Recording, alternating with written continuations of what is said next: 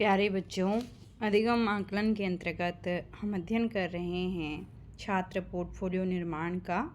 और इसके अंतर्गत हमने जाना कि पोर्टफोलियो एक ऐसा दस्तावेज होता है जिसके संदर्भ में किसी संस्था के अध्यापक और उस संस्था के विद्यार्थियों की प्रगति के संदर्भ में जानकारी प्राप्त की जा सकती है। पोर्टफोलियो की आवश्यकता के संदर्भ में हमने विभिन्न बिंदुओं पे डिस्कशन किया और पोर्टफोलियो निर्माण के किन सोपानों को अनिवार्य रूप से अंगीकृत किया जाना चाहिए, इन पर हमने विस्तृत चर्चा की। हमने जाना कि पोर्टफोलियो में किन महत्वपूर्ण बिंदुओं को सम्मिलित किया जाना चाहिए जो कि एक दस्तावेज को प्रमाणिक बनाने का कार्य करती हैं। पोर्टफोलियो दो प्रकार का होता है, प्रोसेस पोर्टफोलियो और प्रोडक्ट पोर्टफोलियो। इसमें हमने जाना कि जो प्रोसेस पोर्टफोलियो होता है उसमें विद्यालयी पोर्टफोलियो, अध्यापक पोर्टफोलियो और विद्यार्थी पोर्टफोलियो सम्मिलित किया जाता है। और विद्यालयी प्रक्रिया में छात्र के सतत और निरंतर मूल्यांकन को करने के लिए प्रक्रियात्मक पोर्टफोलियो का उपयोग किया जाता है, क्योंकि उत्पाद पोर्टफोलियो में छात्र की सबसे बेस्ट गतिविधि का आकलन किया जाएगा। तो यह अगर हम करने लगें तो सभी विद्यार्थियों के साथ ये कहें कि न्याय नहीं हो पाएगा, क्योंकि व्यक्तिगत भिन्नताएं सब में पाई जाती हैं, हम जानते हैं। तो उत्पाद पोर्टफोलियो का मूल्यांकन करना थोड़ा मुश्किल होता है, जैसे कि पूरे वर्ष भर में एक विद्यार्थी को कक्षा का सर्वोत्कृष्ट विद्यार्थी घोषित करना, या एक मैच में मैं कहूँ किसी एक को मैन ऑफ द मैच घोषित करना, ये बहुत क्या हो जाता है, क्लिष्ट हो जाता है। तो जो सर्वोत्कृष्ट होगा उसको आप अपने विभाग के बुलेटिन बोर्ड पे क्या करते हैं, उसका पोर्टफोलियो चस्पा करते हैं, ताकि जो भी बुलेटिन बोर्ड को स्टडी करे तो वो उससे क्या हो, प्रेरणा प्राप्त करे और उसके बारे में जाने कि क्या अचीवमेंट विद्यार्थी ने प्राप्त किया है, डिपार्टमेंट ने प्राप्त किया है। तो उत्पाद पोर्टफोलियो थोड़ा सा डिफ़िकल्ट हो जाता है, इसीलिए इसे विद्यालयों में प्रयोग में लेकर नहीं आया जाता है। विद्यालय पोर्टफोलियो में विद्यालय की समस्त गतिविधियों का आकलन होता है, ये हमने स्टडी किया। इसमें वार्षिक पोर्टफोलियो, सत्रीय पोर्टफोलियो और प्रगति पोर्टफोलियो आ जाता है इसका। अध्यापक पोर्टफोलियो में अध्यापक से संबंधित जानकारी अध्यापक के पास व्यक्तिगत रूप से होगी, उसके कार्यालय के पास होगी और उस संस्था के पास होगी जिसने उसे नियुक्ति प्रदान की हुई है। विद्यार्थी पोर्टफोलियो में विद्यार्थी का व्यक्तिगत पोर्टफोलियो आ जाता है, उसकी गतिविधि आधारित पोर्टफोलियो आता है और उसके कार्यालय पोर्टफोलियो आता है। जो व्यक्तिगत पोर्टफोलियो होता है वह अधिगमकर्ता की एक संपूर्ण रिकॉर्ड को प्रेजेंट करने का कार्य करता है। उसने अपने 10th से लेकर और अभी तक जो भी अचीवमेंट अचीव किए हैं उसका विवरण, ब्यौरा इसके अंतर्गत सम्मिलित होता है। साथ ही साथ जो गतिविधि आधारित पोर्टफोलियो है उसने शैक्षणिक स्थिति में किन किन क्रियाकलापों को संपादित किया, इसकी संपूर्ण जानकारी इस पोर्टफोलियो में होती है।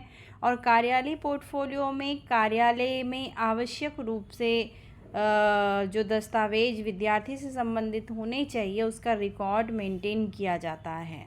तो जानते हैं किस प्रकार से अधिगमकर्ता का अगर हम कंप्लीट पोर्टफोलियो निर्माण की बात करें तो इसके निम्नलिखित बिंदु होते हैं। जब हम विद्यार्थी का व्यक्तिगत पोर्टफोलियो बनाते हैं या स्वयं विद्यार्थी अपना पोर्टफोलियो जब बनाएगा, जैसे कि आप सभी हैं, आप सबको बीएड पास आउट होने के बाद किसी न किसी संस्था में अपने को अप्लाई करवाना है और वहाँ आप लगने का प्रयत्न करेंगे। तो उससे पहले आपका जो रिकॉर्ड है, आपसे संबंधित जो दस्तावेज हैं, आप वो उस विद्यालय को, उस संस्था को प्रेषित करेंगे। तो जब आप दस्तावेज प्रेषित कर रहे होंगे तो उसमें क्या चीज़ इंक्लूड होगी ये पोर्टफोलियो बताएगा।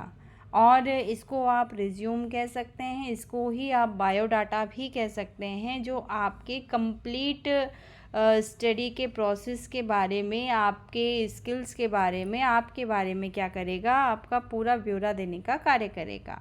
तो कैसे जो पोर्टफोलियो है उसमें किन बिंदुओं को रखा जाता है, या जो रिज्यूम है या जो आप बायोडाटा है जिसे कहते हैं, उसके अंदर किन किन बिंदुओं को रखा जाता है, उसको हम यहाँ पे देखेंगे। जब हम विद्यार्थी अपना पर्सनल प्रोफाइल तैयार कर रहा है तो पर्सनल प्रोफाइल में सबसे पहले विद्यार्थी को जो वो वर्क कर रहा है A4 साइज के पेपर में, चाहे वो सॉफ्ट वे में कर रहा है चाहे वो हार्ड कॉपी में कर रहा है, तो क्या होना चाहिए। सबसे पहले पेज का मार्जिन सेट किया जाएगा।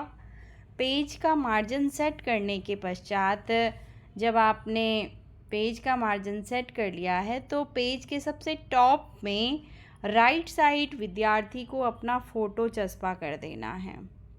जैसे ही विद्यार्थी ने राइट साइड टॉप में अपना फ़ोटो चस्पा कर लिया है तो वहीं टॉप के लेफ़्ट साइड में मार्जिन के बाद विद्यार्थी को अपना नाम, अपना पता, अपना मेल आईडी, अपना मोबाइल नंबर क्या करना है, प्रेषित करना है। जब विद्यार्थी टॉप में ये डिटेल अपनी डाल देगा तो अब मार्जिन लाइन के बाद उसका कार्य है कि वो 4-5 लाइनों में अपना व्यक्तिगत परिचय दे। व्यक्तिगत परिचय के अंतर्गत वह अपने बारे में बताता है कि मैं किस प्रकार के व्यक्तित्व का व्यक्ति हूँ और अपने कार्य के प्रति कैसे मैं समर्पित हूँ। तो 4-5 लाइन में व्यक्ति को ये बताना चाहिए। उसके पश्चात जब आप ये 4-5 लाइन लिख चुके होंगे तो आप एक टेबल क्रिएट करेंगे। उस टेबल में आपने अपना शैक्षणिक ब्यौरा प्रदान करना है। तो शैक्षणिक ब्यौरा में आप सबसे पहले सीरियल नंबर के लिए कॉलम क्रिएट करेंगे। देन उसके बाद अपने क्लास के लिए कॉलम क्रिएट करेंगे। फिर उसके बाद आप अपना ईयर प्रोवाइड करने के लिए कॉलम क्रिएट करेंगे। फिर बोर्ड, स्कूल नेम के लिए कॉलम क्रिएट करेंगे। फिर आपकी मार्किंग के लिए कॉलम क्रिएट करेंगे।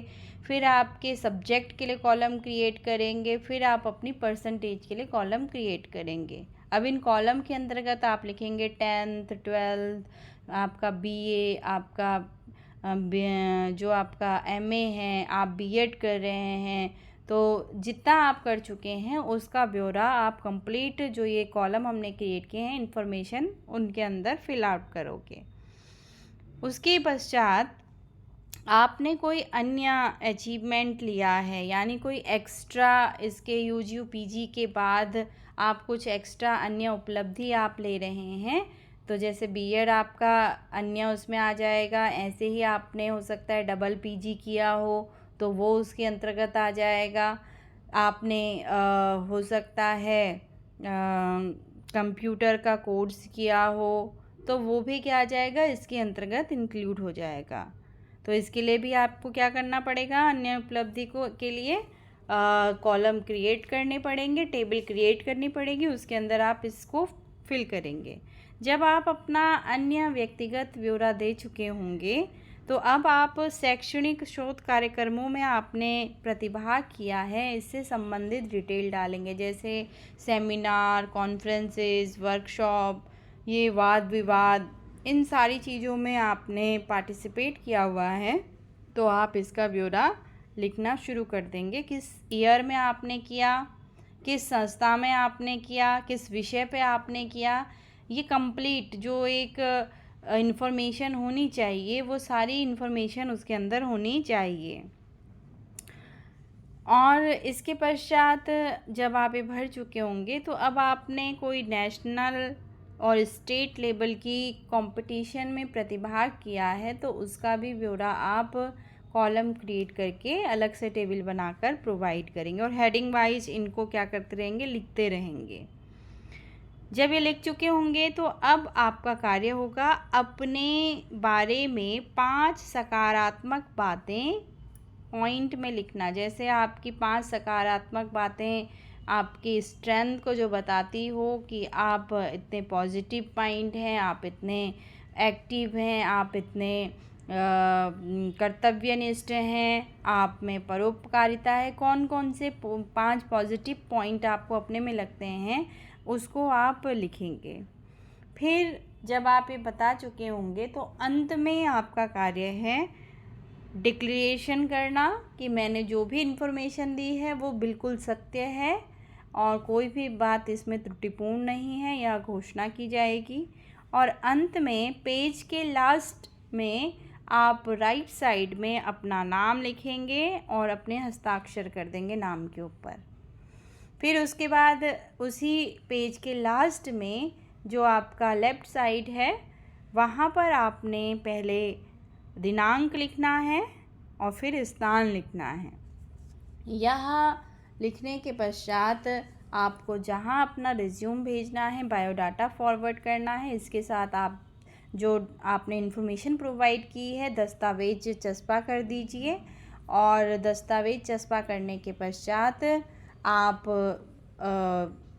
लिफाफे में उसे बंद कीजिए, लिफाफे में एड्रेस डालिए और जिस विद्यालय को आपको पोस्ट करना है, जहाँ आप अप्लाई करना चाहते हैं, वहाँ के प्रधानाचार्य के नाम से, स्कूल के नाम से वहाँ क्या कर दीजिए, प्रेषित कर दीजिए।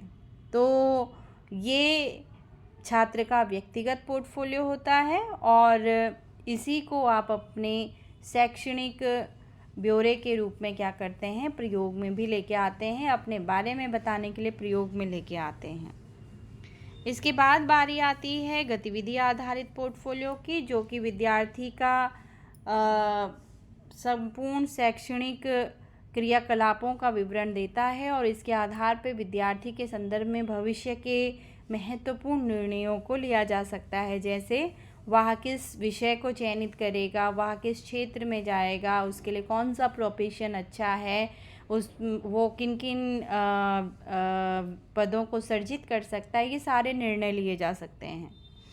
इसके अंतर्गत अधिकांश चीज़ें व्यक्तिगत पोर्टफोलियो की ही आती हैं, लेकिन कुछ चीज़ें हैं जो इसमें नवीन जुड़ जाती हैं। इसमें भी आपको वही करना है। सबसे पहले अपना डिटेल, अपना फ़ोटो वगैरह ये लिखना है।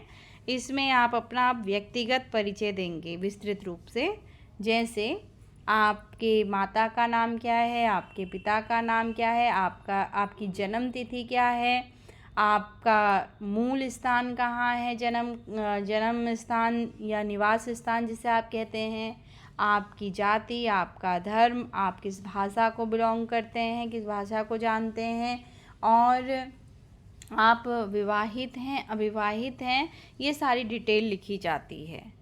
जब ये लिख लेंगे तो अब आपका कार्य होगा अपना संपूर्ण शैक्षणिक ब्यौरा देना, जैसे कि हमने अपने पिछले उसमें दिया है, और उसके साथ साथ जो रिज़ल्ट रहा उसका ब्यौरा देना कि कैसा रिज़ल्ट रहा है। इसमें एक और चीज़ ऐड कर दी जाती है कि जो आपको डिग्री और सर्टिफिकेट मिला हुआ है वो कब आपको इशू हुआ है।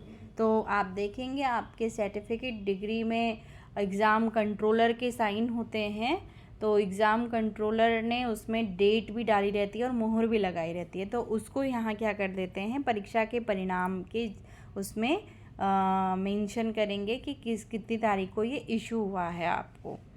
साथ ही साथ पूरे उसमें आपके जो क्लास वाइज है, तो क्लास वाइज आपका जो लास्ट कक्षा है या लास्ट उसमें है, तो आप अपनी उपस्थिति का ब्यौरा भी इसमें क्या करते हैं, मेंशन करते हैं। तो जैसे जैसे कक्षा बढ़ती है पोर्टफोलियो भी विस्तृत होता जाता है। तो जिस कक्षा में आप हैं उस कक्षा का पूरी उपस्थिति का ब्यौरा आप देंगे कि मैं इस पूरे सत्र में कितने वर्किंग डेज रहे और मैं कितने दिन उपस्थित रहा। तो इससे क्या पता चलेगा, ये जानकारी पता चलेगी कि विद्यार्थी अगर अधिक उपस्थित रहा, इसका अर्थ है अधिगम की प्रक्रिया से वो अधिक जुड़ा रहा, किंतु वह कम उपस्थित है, तो इससे पता चलेगा कि अधिगम की प्रक्रिया से वो जुड़ा ही नहीं, उसने अच्छे से अपनी ट्रेनिंग नहीं ली है, वो अच्छे से मल्टी जो एक्टिविटीज़ थी उसमें पार्टिसिपेट नहीं कर पाया। तो यहीं से वो आगे का जो प्रोसेस है इस पोर्टफोलियो का, वो किस प्रकार से उसे फुलफ़िल कर पाएगा। तो ये भी एक महत्वपूर्ण बिंदु यहाँ पर ऐड हो जाता है। विद्यार्थी ने को करिकुलर एक्टिविटीज़ में किन किन एक्टिविटीज़ में पार्टिसिपेट किया। तो को करिकुलर एक्टिविटीज़ किसे कहते हैं ये आप जानते हैं, और कौन कौन सी एक्टिविटी इसके अंतर्गत आती हैं इसकी भी आपको जानकारी है। तो उसका पूरा ब्यौरा आप देंगे, किस एक्टिविटी में दिया, उससे संबंधित जो छायाचित्र, न्यूज़ आर्टिकल्स वो होंगे तो उसको आप प्रमाण के रूप में उसके साथ कलेक्ट कर सकते हैं, मर्ज कर सकते हैं। इसके पश्चात आपने अगेन किन शैक्षणिक क्रियाकलापों में प्रतिभाग किया। वर्कशॉप, सेमिनार और कॉन्फ्रेंसेस हो गए हैं आपके, और सिंपोजियम हो गया है। तो किस में आपने प्रतिभाग किया उसका ब्यौरा आप यहाँ देते हैं। राष्ट्रीय और राज्य स्तरीय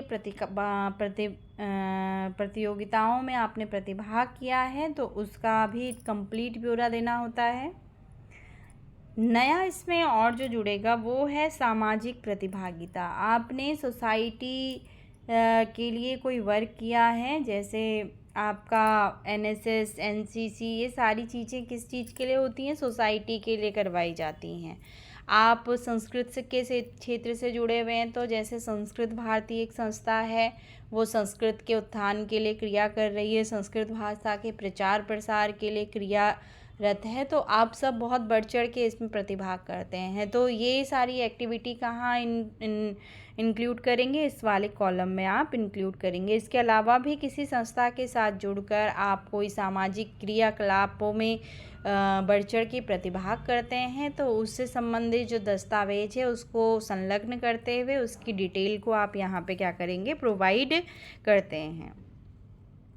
विद्यार्थी के द्वारा अगर किसी सांस्कृतिक क्रियाकलाप में प्रतिभाग किया जा रहा है, जैसे एक्स्ट्रा एक्टिविटीज़ के रूप में आप लोग वाद्य यंत्र वादन करते हैं, कोई बांसुरी वादन करता है, कोई गिटार वादन करता है, कोई पियानो वादन करता है, तो इस तरीके से आप किसी एक्टिविटी में अगर अपने को इन्वॉल्व किया है आपने और आप उसके स्किल से सुसज्जित हैं तो उसका भी आप यहाँ पे ब्यौरा देते हैं। साथ ही साथ पूरे सत्र के दौरान जितने भी सांस्कृतिक कार्यक्रमों का आयोजन किया गया है, सभी एक्टिविटी जो कि आपके अधिगम को बढ़ाने में विशेष योगदान दे रही थे और आप उसमें बढ़ चढ़ के प्रतिभाग कर रहे थे, तो उसका भी ब्यौरा आप क्या करेंगे, यहाँ पे प्रोवाइड करते हैं। और अंत में जब ये सारी चीज़ें आप लिख चुके होंगे तो पेज के लास्ट में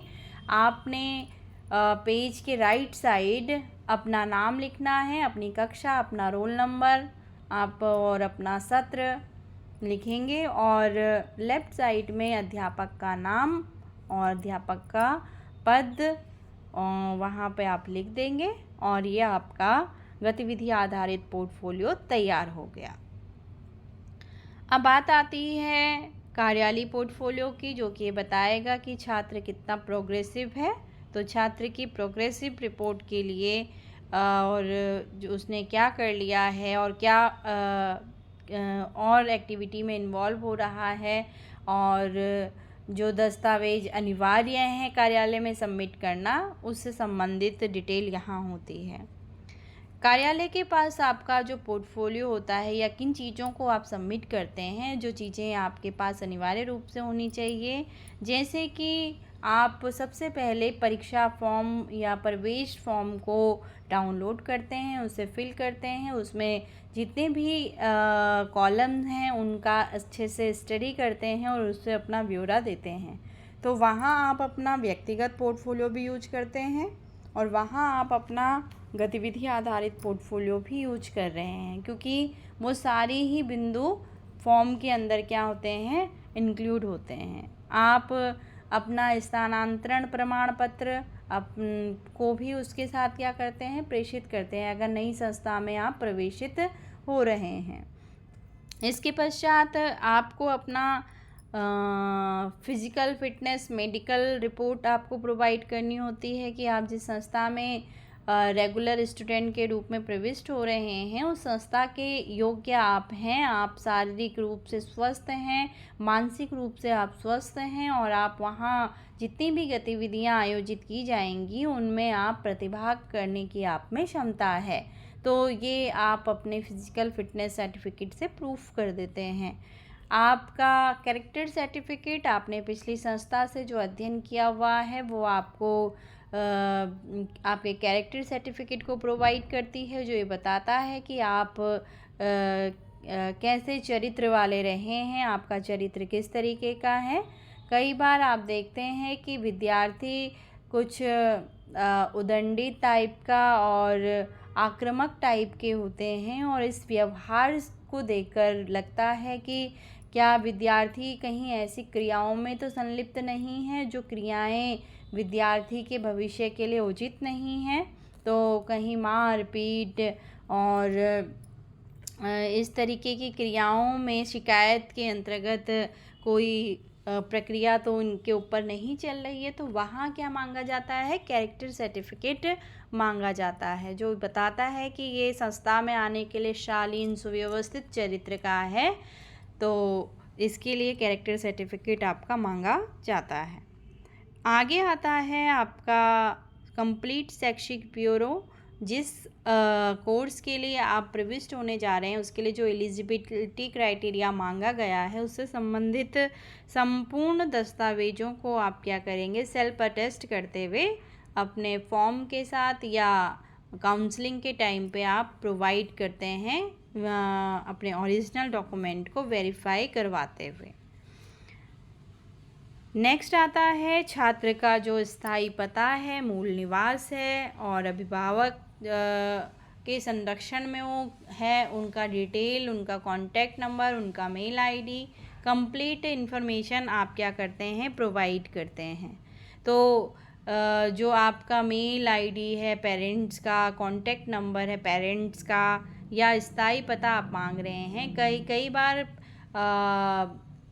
पत्राचार किया जाता है पेरेंट्स से। आजकल आप देखते हैं विद्यालयों में पीटीएम ऑर्गेनाइज किया जाता है, तो उसके लिए पेरेंट्स के कांटेक्ट नंबर का होना, पेरेंट्स का कांटेक्ट में होना बहुत अनिवार्य है, जिससे कि विद्यार्थी की प्रगति का ब्यौरा अभिभावकों को प्रदान किया जा सके या विद्यार्थी से संबंधित किसी जानकारी को अभिभावकों से प्राप्त किया जा सके। तो इसके लिए आपके गार्जियन का कंप्लीट डिटेल होना कार्यालय में अनिवार्य है।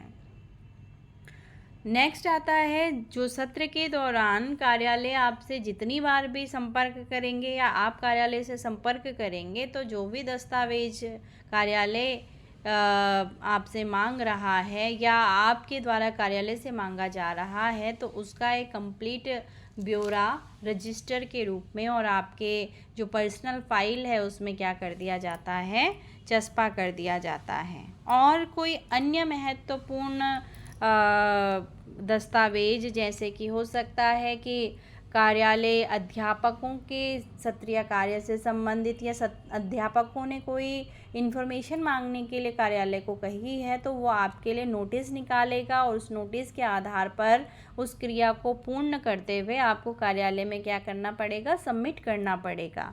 तो ये आपका कंप्लीट डिटेल कार्यालय के पास भी जा रहा है, कंप्लीट डिटेल अध्यापक के पास भी आ रहा है उसके विषय से संबंधित, और कंप्लीट डिटेल आपके पास भी है। तो जो कंप्लीट डिटेल आपके पास है उसका यूज आप अपने कॉम्पिटिटिव एग्ज़ाम में करते हैं। जो गतिविधि आधारित है उससे अध्यापक आपकी प्रोग्रेस जानने का कार्य करता है, और जो कार्यालय के पास है वो ये आपको दर्शाता है कि ये विद्यार्थी हमारे विभाग में, हमारे इंस्टीट्यूट में क्या है, अध्ययनरत है और इससे संबंधित संपूर्ण आवश्यक जानकारी कार्यालय के पास क्या है, उपलब्ध है। तो ये एक रिकॉर्ड क्या किया जाता है, मेंटेन किया जाता है। अब बात आती है कि छात्र पोर्टफोलियो का क्या इम्पोर्टेंस है हमारे लिए। तो जो पोर्टफोलियो होता है वो एक साक्ष्य के रूप में भी, एक प्रमाण के रूप में भी कार्य कर रहा होता है। ये जो स्कूल के प्रिंसिपल होते हैं, अध्यापक होते हैं, या जो आपका ऑब्जर्वेशन कर रहा है, तो वो जो पूरे वर्ष भर आपके लिए क्रियाओं का आयोजन कर रहे हैं, नियोजन कर रहे हैं, वो किस प्रकार से किया गया है, उस कार्य के निष्पादन को जांचने के लिए ये पोर्टफोलियो क्या आते हैं, बहुत काम आते हैं। विद्यार्थी का कार्य निष्पादन आपको जानना है, उसने कितना वर्क अचीवमेंट किया है, क्या उसको आया है, इसकी भी जांच की जा सकती है। इससे विद्यार्थी के बारे में संपूर्ण समीक्षा आसानी से की जा सकती है और विद्यार्थी के चिंतन क्षेत्र को बढ़ाया जा सकता है। विद्यार्थी अपनी कमियों को पहचान के उसमें क्या कर सकते हैं, सुधार कर सकते हैं और भविष्य के लिए कुशलतम योजनाओं का निर्माण कर सकते हैं। इसके द्वारा विद्यार्थी स्वमूल्यांकन करते हुए अपने पोर्टफोलियो को और भी स्ट्रॉन्ग बना सकते हैं, अपने लिए ऐसी प्लानिंग करके कि अब उनको किन एक्टिविटी में अधिक से अधिक प्रतिभाग करना चाहिए, अपने अधिगम क्वालिफ़िकेशन को कैसे बढ़ाना चाहिए, इसके बारे में वो कंप्लीट योजना को तैयार कर सकते हैं। विद्यार्थियों से संबंधित सूचनाओं को आदान प्रदान करना इससे आसान हो जाता है। मान लीजिए इंस्टीट्यूट ने आपकी कोई इन्फॉर्मेशन मांगी तो आसानी से अगर रिकॉर्ड मेंटेन हो रखा है तो प्रोवाइड किया जाएगा। कोई बाह्य व्यक्ति आरटीआई के माध्यम से इन्फॉर्मेशन मांग रहा है कि अमुक व्यक्ति आपकी संस्था में है भी या नहीं है, तो उसके संबंध में दस्तावेज कार्यालय के पास हैं तो उस दस्तावेज से संबंधित, उस व्यक्ति से संबंधित इन्फॉर्मेशन प्रमाणित करते हुए कार्यालय प्रेषित कर सकता है कि हाँ अमुक व्यक्ति यहीं क्या है, अध्ययनरत है। तो पोर्टफोलियो इसको क्या कर रहा है, दर्शाने का कार्य कर रहा है। इससे विद्यार्थी के जो जटिल समस्याएं होती हैं उसका जो उन्नति अवनति है, आपने अपनी शैक्षणिक प्रक्रिया में ईयर को भी निकाला हुआ है, आपने उसमें मेंशन किया हुआ है कि आपने किस ईयर में क्या चीज़ें की हुई हैं और किस डेट को किस चीज़ को ऑर्गेनाइज़ किया है, तो आपके गैपिंग बता देती है कि आप इतने निस्तेज रहे हैं, आप निष्क्रिय रहे हैं और ऐसे नहीं होना चाहिए। तो आपकी जो जटिल समस्याएं हैं गैपिंग के संबंध में, आपका पोर्टफोलियो जो दर्शा रहा है कि कहीं कुछ कमी रह गई है, कुछ अच्छा आपको और करना चाहिए ताकि पोर्टफोलियो और स्ट्रॉन्ग बन सके, तो उन कमियों को भी दूर करने का इससे क्या मिल जाता है, एक मार्गदर्शन या पथ प्रदर्शन मिल जाता है। तो एक पोर्टफोलियो अनिवार्य है, अध्यापक के लिए अनिवार्य है, उस संस्था के प्रशासक के लिए अनिवार्य है, आपके प्रधानाचार्य के लिए अनिवार्य है, आपके लिए।